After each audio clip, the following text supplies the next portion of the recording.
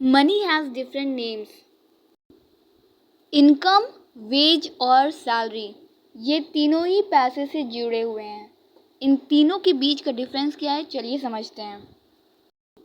जो भी पैसा हम बिजनेस या किसी भी सोर्स के द्वारा बनाते हैं, वो सारे पैसों को कहते हैं income.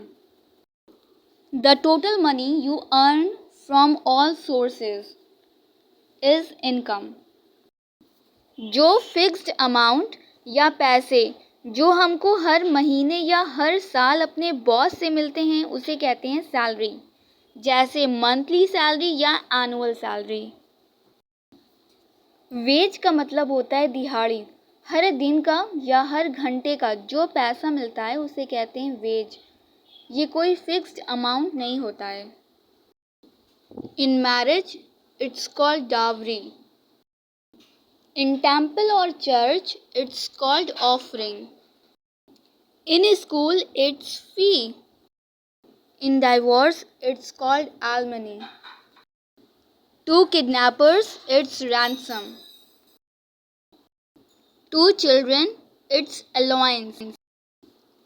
Civil servant retirement it's pension.